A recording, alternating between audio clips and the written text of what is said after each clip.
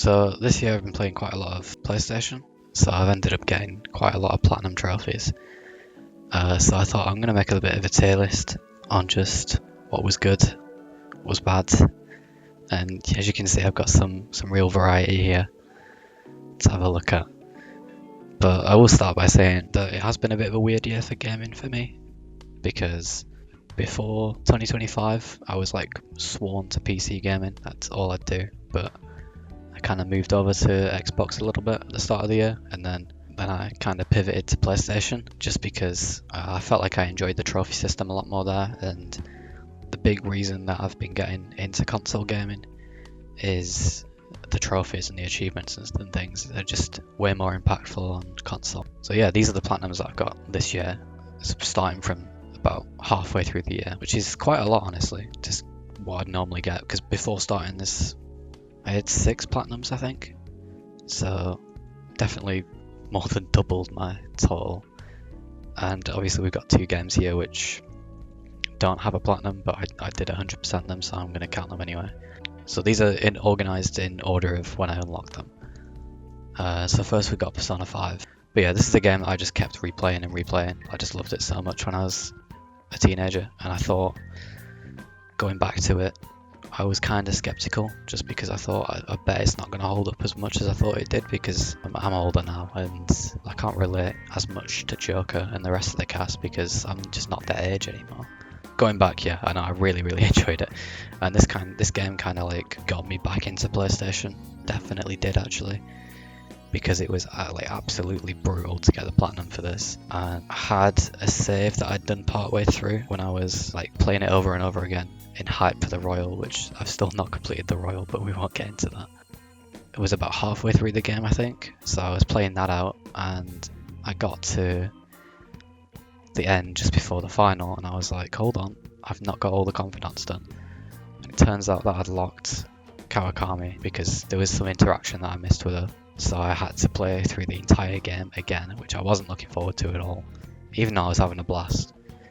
But that kind of made me see it in a new light a little bit. I got really into the speedrunning scene of Persona 5, and that really made me enjoy it a lot more, because I was like watching a speedrun as I was playing, so I was doing all the palaces really quick because I was doing like speedrun strats where you could go out of bounds and stuff, and it was really cool seeing a game that I'm so familiar with, just seeing the back end of it. And I did finally get it eventually, and it was really rewarding when I did. So I'm very happy to do that, and that is S tier easily. Okay, now we're jumping across to a bit of an easier title with My Name is Mayo. I'm sure a lot of people are familiar with this, with it being on probably everyone's platinum list, unless you've like, I don't know, got dignity. But I feel like this game gets a lot of flack, and it shouldn't do. It is kind of a significant game, I'd say, just because it was the first one of its kind really to have a game that was like designed purely to get trophies, which I know is like, you know, it's done to death nowadays, and like it's kind of ruined a lot of aspects of trophy hunting, and a lot of people hate this game because of it. But this is like, I would call this a game. All the like jumping games and stuff that have just been removed from PSN, actually, I wouldn't call those games. You are just buying the platinum if you get them. But with My Name is Mayo, it is quite charming and like funny, and it's also quite more of a unique game, because it does take a little bit of effort to get the trophy. But I mean, should it have a platinum when like Overcooked and Apex doesn't? Probably not. So I think I'll put this in a solid C tier. My Name is Mayo 2, I can't really remember this. I just kind of remember it all as the same experience.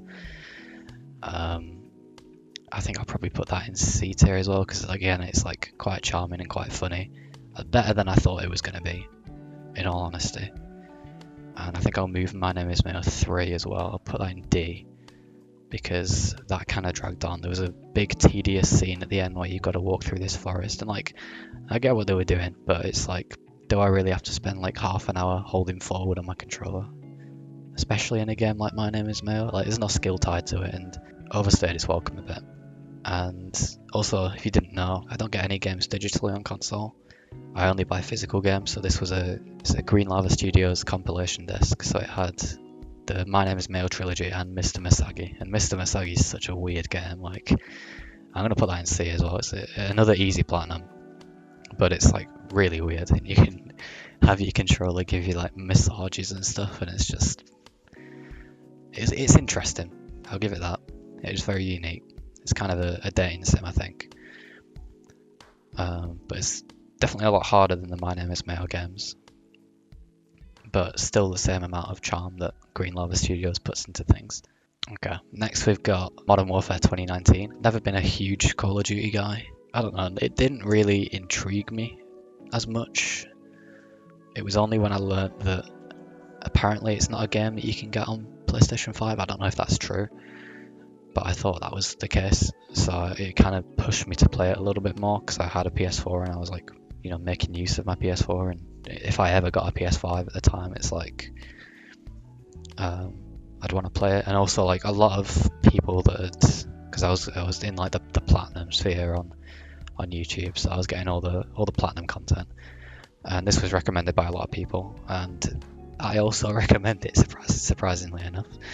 Yeah, it's just campaign trophies, so you don't have to deal with any of the faff for online. So it's quite a relaxing one to get. It does get quite hard at times because you have to play on veteran difficulty, but I really enjoy doing that because normally in COD games it's kind of brainless and you just run around and like shoot everyone. But on veteran you have to like actually play it tactically, and it turns it into like a whole new game really. And I think it makes it better. I think it works massively in Modern Warfare's favour, and it's a really good story as well. Well, I say story. The story wasn't amazing, but it's a really good campaign, I'll say. Especially that mission where you go into the house at night. That's really sticks in your mind. But I think I'm going to put that in A tier. That's quite good. Now this is my first PS3 trophy. I got a PS3 on a whim a little bit, and I've really gotten into PS3 now, which it says a lot really, because I have no nostalgia with PS3. I knew no one as a kid who had one, and I really like my PS3. But this is Tomb Raider Legend. I was kind of starting to collect PS3 games a little bit, so I started off with the HD Classics collection kind of thing. So I was picking up a lot of them, and one of those is the Tomb Raider one. And Tomb Raider Legend's the first one of the trilogy that's on that disc.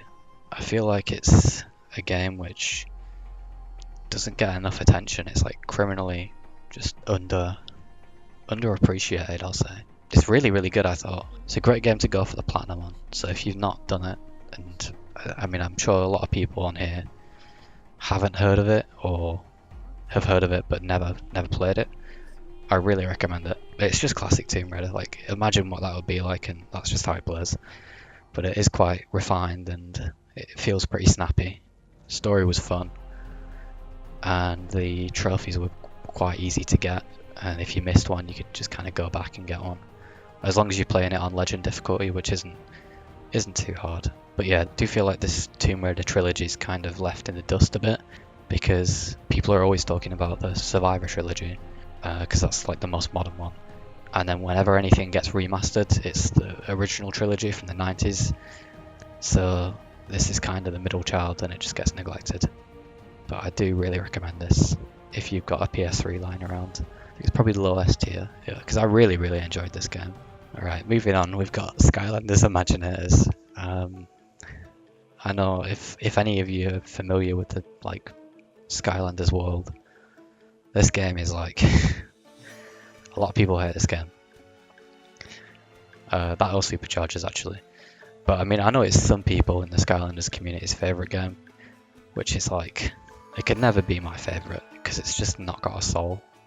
But it is nice that you can play all the characters, and like all the new senses in the game are really good. Well, I say really good, they're really well designed. This is kind of a game that I just cleaned up to get the platinum. Like, I'd done most of it before. I think I said at the start of the video I had a PS4 lying around. The reason I'd kept it was because of Persona, but then when it came out on PC, I basically had no reason to keep it, but I got back into Skylanders, so it became like just a Skylanders machine. So it was a bit of a cleanup, but do I recommend this game?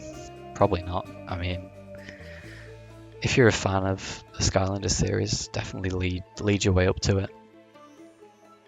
Because if you want more Skylanders, it's there.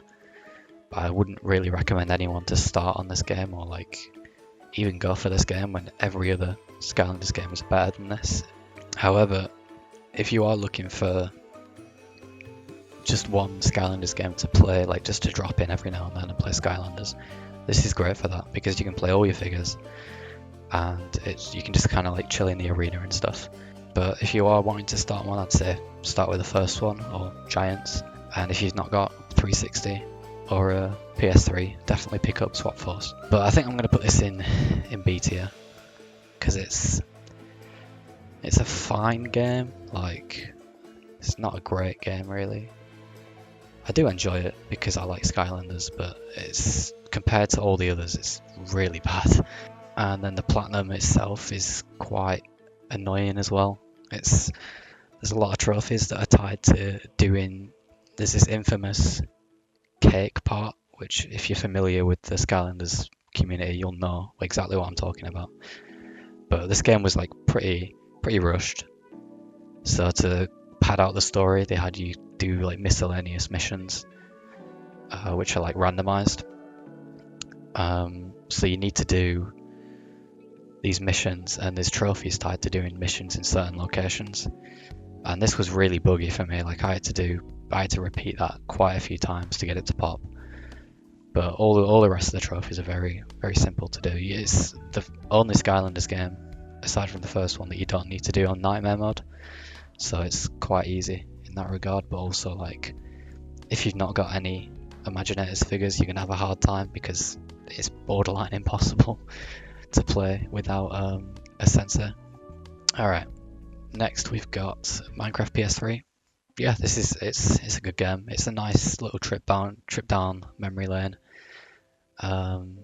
Just to see what the Legacy Edition was like. It's been a while since I played that, and my world was like stuck on PS4 for a while, so I'm like very familiar with that edition because the PS4 version got supported for quite a while. But this was a game that I just kind of did it. I always enjoy completing Minecraft, these older Minecraft titles, and I think I've done all of them except for the Vita one, so I've only got that one left to do now. I've done the Xbox One and 360 one as well, so running out of Minecrafts to complete. But what ended up happening was I did most of it on my own, but then I got I'll talk about it a little bit with the next game that I'll mention. But I was boosting for a trophy in Need for Speed Hot Pursuit, and the guy that I was with was like I've noticed you've got Minecraft on your profile. Do you wanna play a bit of that? So that was really chill. Just beat the Ender Dragon with him, and also we kind of prepared for the long game of trying to get the Frostwalker achievement, the Frostwalker boots, which I thought was going to take so long, but somehow I got it on my first try, which is crazy. I think I'll put this in S tier as well. We can go below Tomb Raider because there's better versions of Minecraft to play, but you can't go wrong with Platinum in Minecraft. It's just such a good time every time because it just takes you through everything the game had to offer at that point. And it's, aside from like the honor rail trophy and the chest full of cobblestone, it's quite simple. And then you've got the mini games as well, which can be a bit of an issue, but I just kind of plugged in another controller, so it's fine. So moving on, Need for Speed Hot Pursuit. This is the game which I was on about boosting for the online trophies because the online is dead. But this is a game which on paper I wouldn't really touch it. Like, it's not something that I'd go for usually, but I did get it on Steam. I kind of on a whim bought the Need for Speed franchise because it was like a $5 or something ridiculous. And yeah, this is the first game that I played out of it, and it's the only Need for Speed game I've played still, basically, aside from Need for Speed Carbon on the DS. And it's really, really good. I love it. It's so good. It's basically a spiritual successor to Burnout Paradise. So it's really good. It feels a lot better than that game, like driving wise, and I like the missions in it as well. It's nice to just hop in and out and go for the gold medals. I will say, if you're going to play this game, definitely get the PS4 version. I mean, the PS3 version holds up really well, I'd say, but it kind of fell into this era of EA where every physical EA game would come with like a little code which you'd redeem to get access to online. Obviously, all those codes are expired now, and then they like discontinued it or something, and it's all a mess. But basically, you've got a 2-day trial, I think, to do all the online trophies. If you don't do it within that time frame, you're screwed. Like you just can't get the platinum. So it's very lucky that I read that and didn't click redeem trial or anything like that, and I managed to get the platinum. But yeah, I'd say that's a solid A tier because it does drag on a little bit. There's a lot of content in it, and it's quite similar, but it's just a game that's so fun that it's not really an issue. Okay, so next up is Behind the Frame. This is like a simple game, very easy platinum if you're looking for that, but it's quite a beautiful game really. Quite emotional in like the story it tells, but it's not a long game at all. It's like you can probably beat it in like an hour or two, but it's just like a lot of emotion hidden behind like the frame.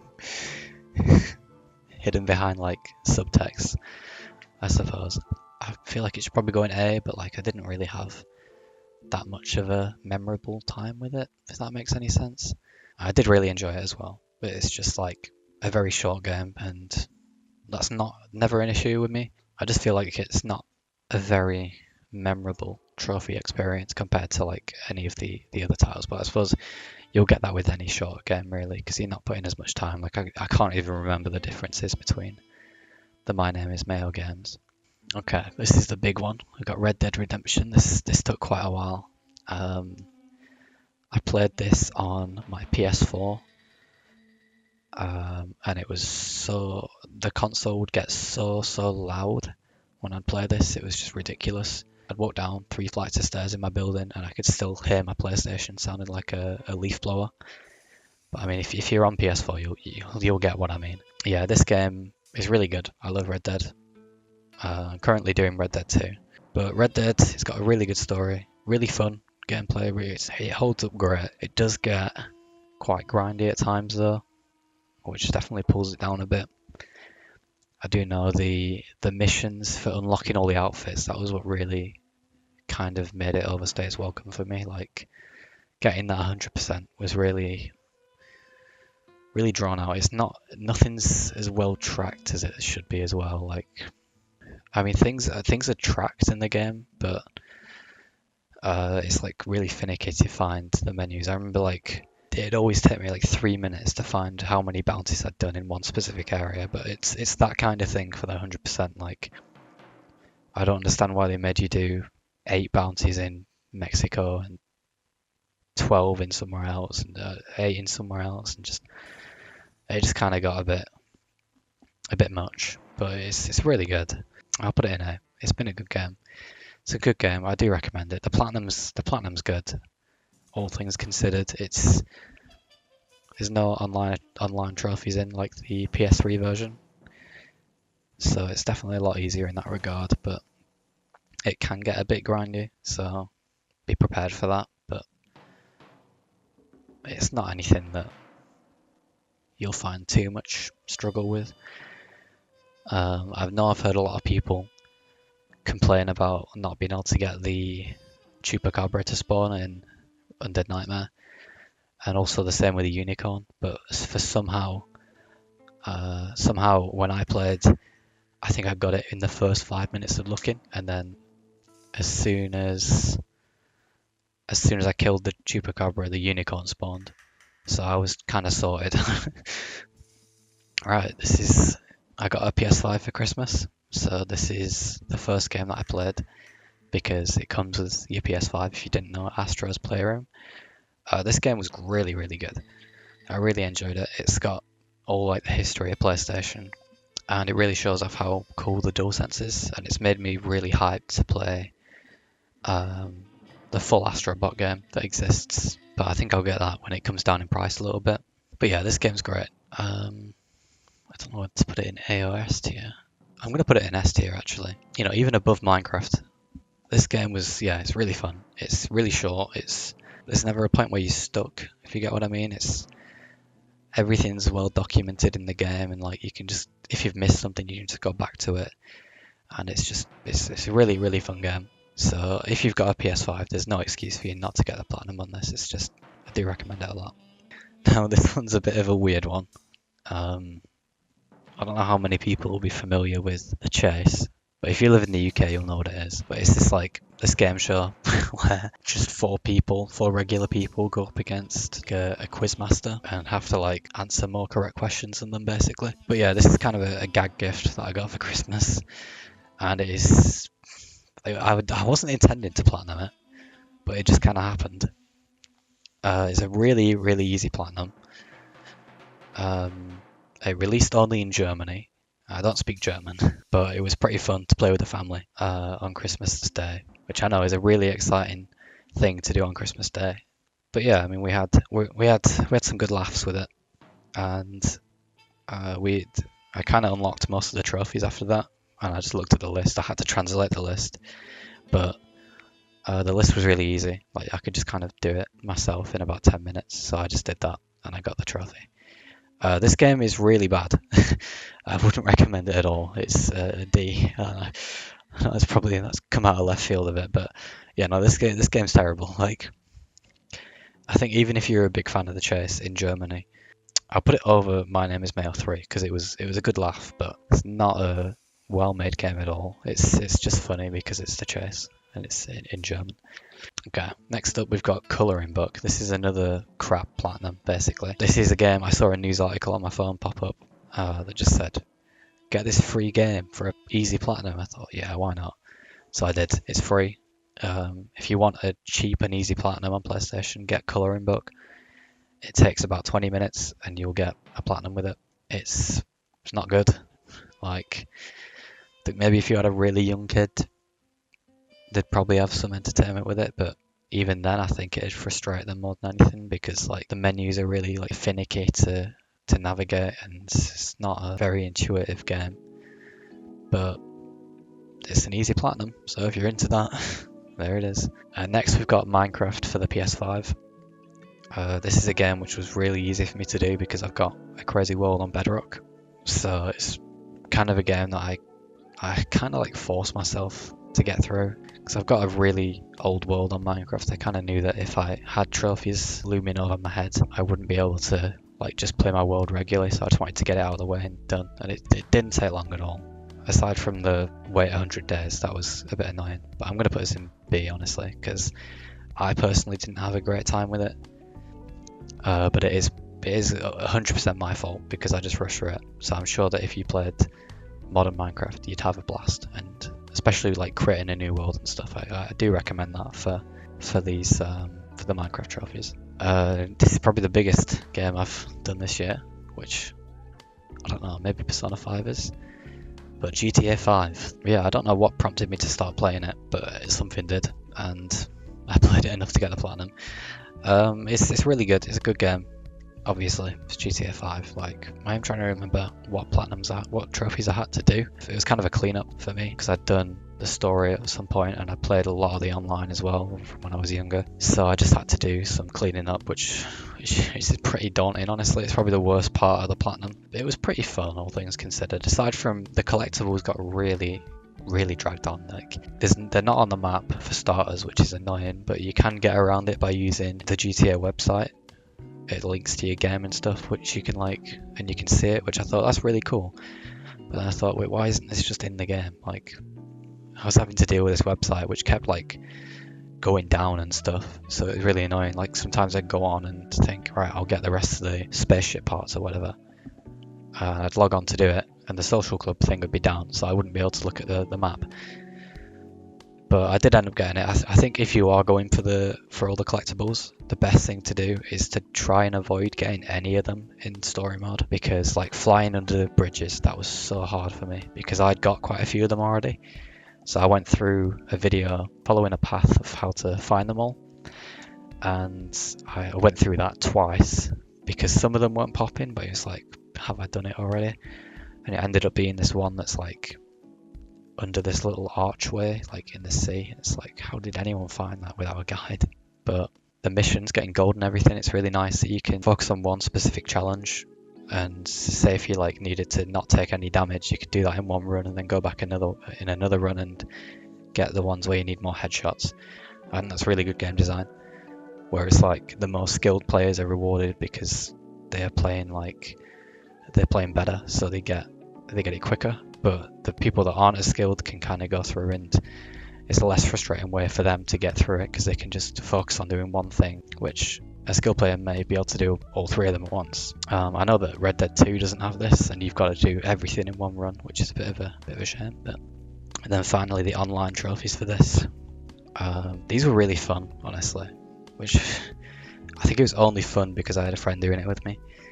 I think it would have been such a slog without that, but we kind of went through and did all the original heists. It wasn't even needed for the platinum. We were just having a lot of fun online. But there's one mission where you've got to like storm this facility, have no one alert the guards, and for some reason you've got to play all these old heists with 4 players. So me and my friend couldn't just do it coordinated. We had to have 2 random people with us, which took a long time in itself because it'd take ages to get someone to join your lobby, and then they join you, and then you'd have to drive 10 minutes and to get to the humane labs, and then we'd get there and they'd keep triggering the alarms, and then they'd get frustrated and leave, and it would just be rinse repeat. But we did manage to do that eventually, and that was a huge victory. But yeah, I think the only reason I had so much fun with online is because I'd done kind of the grindy stuff already, like getting to level 100.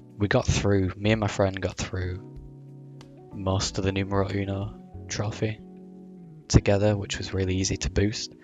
So if you've got a friend, I recommend doing that, but it's just the rally driving, which we had issues with. We had to put something on PSN profiles for that because we just waited in like a lobby for an hour and just no one joined. No one wants to do rally races on GTA. It's just doesn't happen. But yeah, I've yapped a lot about GTA there, so I'm going to put this in A tier. It's a really good game, but it does kind of drag on in a lot of areas. Got the last platinum that I earned this year. Technically I got it in January, but I'm going to count it anyway. Miles Morales, it's a really good game to play around Christmas time because it's all snowy, and it's a game that I did start on my PS4, but I just stopped because my PS4 was so loud that I thought I'm going to wait till I get a PS5 to play it, just because it was to a point where I just couldn't hear anything in the game.